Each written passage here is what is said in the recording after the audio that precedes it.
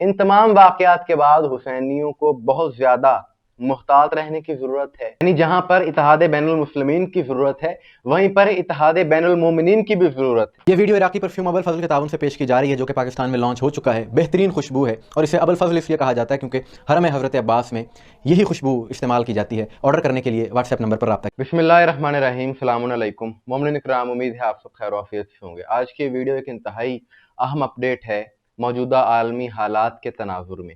اور ان چیزوں سے باخبر رہنے سے ایک تو انسان دنیا کے حالات سے باخبر رہتا ہے، اور دوسرا یہ کہ ہمیں پتہ چلتا ہے کہ جو قرآن نے اور رسول اللہ نے مال دنیا کی محبت کو فتنہ قرار دیا ہے وہ کس لیے قرار دیا ہے۔ یعنی آج کے دور میں جب یہ چیزیں سامنے آتی ہیں تو پتہ چلتا ہے بے شک قرآن اور رسول اور آل رسول کے جو فرامین ہیں وہ برحق ہیں، لیکن جب آج کے موجودہ حالات میں ان واقعات کو ہم دیکھتے ہیں تو ہمیں اس اہمیت کا اندازہ ہوتا ہے۔ یعنی دنیا میں جب بھی حق کی مخالفت ہوئی ہے، حق والوں کی مخالفت ہوئی ہے تو اس میں ایک اہم عنصر جو مخالفت کرنے والے میں پایا جاتا ہے وہ عنصر ہے مال دنیا کی محبت میں غرق ہونا، اور جو اس محبت میں ڈوب جاتا ہے پھر وہ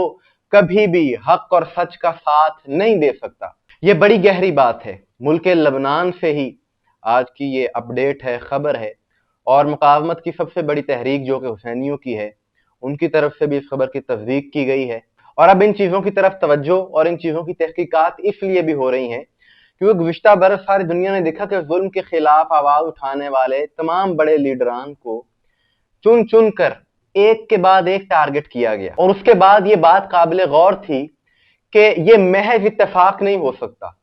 یقیناً کوئی سیکیورٹی بریچ اندر سے ہوا ہے تو یہ سارے واقعات ہوئے ہیں۔ تو اب یہ چیزیں سامنے آ رہی ہیں کہ 3 ہفتے پہلے ایک شخص کو لبنان میں گرفتار کیا گیا جو کہ ایک نوحہ خان تھا، جس کا نام تھا محمد ہادی صالح۔ اس پر ہم نے ایک تفصیلی ویڈیو کی تھی کہ کس طرح سے یہ اپنے منصب کا استعمال کرتے ہوئے طاغوت کے لیے کام کر رہا تھا، کو وہ انفارمیشن بیچ رہا تھا۔ اس کی گرفتاری کے 3 ہفتوں کے بعد ایک اور شخص کو گرفتار کیا گیا ہے جس کا نام ہے محمود ایوب۔ جنوبی لبنان کا ایک علاقہ ہے نبتیہ، وہاں سے اس کا تعلق ہے، اور یاد رہے کہ یہ وہ علاقہ ہے جہاں پر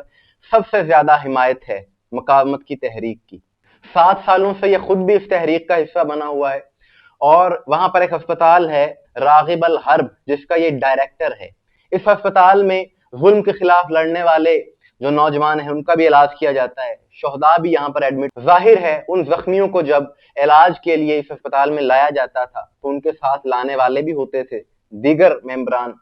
ان کی تفصیلات کا بھی اس کو پتہ چلتا رہتا تھا۔ بتایا جا رہا ہے 500 سے زائد حاضر سروس ممبران کی تفصیلات اس کے پاس موجود تھیں اور اس نے وہ آگے دے دی، اور اسی کے نتیجے میں بہت بڑے لیڈران کی شہادتیں ہوئیں۔ اس شخص کو گرفتار کر لیا گیا، اور بتایا جا رہا ہے کہ جو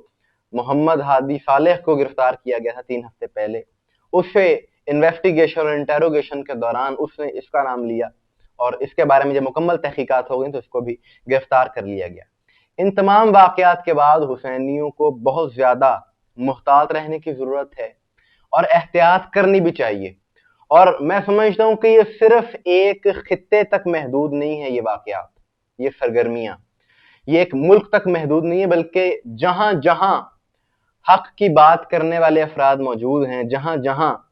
ظلم کے خلاف آواز اٹھانے والے یا برے کو برا کہنے والے موجود ہیں، وہاں پر یہ طاغوتی قوتیں ایکٹیو ہیں، اپنی سرگرمیاں انجام دے رہی ہیں، اور یہ سازشیں کرنے والے عناصر لالچ دے کر اپنے مقاصد حاصل کرتے ہیں، خواہ وہ جنگی محاذ ہو، سیاسی محاذ ہو یا مذہبی محاذ ہو۔ اور سب سے بڑا فائدہ جو وہ لوگ اٹھاتے ہیں مسلمانوں میں خاص طور پر، وہ مسلکی تفریق کا، مسلکی تعصب کا، اور صرف 2 مسالک کے مابین نہیں بلکہ اب تو ایک ایک مسلک میں انہوں نے اس قدر تقسیم کر دی ہے کہ ایک مسلک کے افراد ایک دوسرے کے خلاف، یعنی جہاں پر اتحاد بین المسلمین کی ضرورت ہے وہیں پر اتحاد بین المومنین کی بھی ضرورت ہے۔ مومنین کو اپنی صفوں میں اتحاد پیدا کرنا ہوگا، اور یہ باتیں صرف ایگزیجریشن نہیں ہے، ہم اپنی طرف سے نہیں کر رہے، یہ وہ حقائق ہیں جو اس وقت دنیا میں ہو رہے ہیں۔ اس لیے تمام حسینیوں کو انتہائی احتیاط کرنی چاہیے، محتاط رہنا چاہیے، اور اپنے ارد گرد نظر رکھنی چاہیے کہ کون کس طرح کی بات کر رہا ہے۔ مومنین اکرام، آپ کس حوالے سے کیا رائے ہے کمنٹس میں ضرور بتائیے گا۔ مجھے دعا میں یاد رکھیے گا۔ السلام علیکم ورحمۃ اللہ۔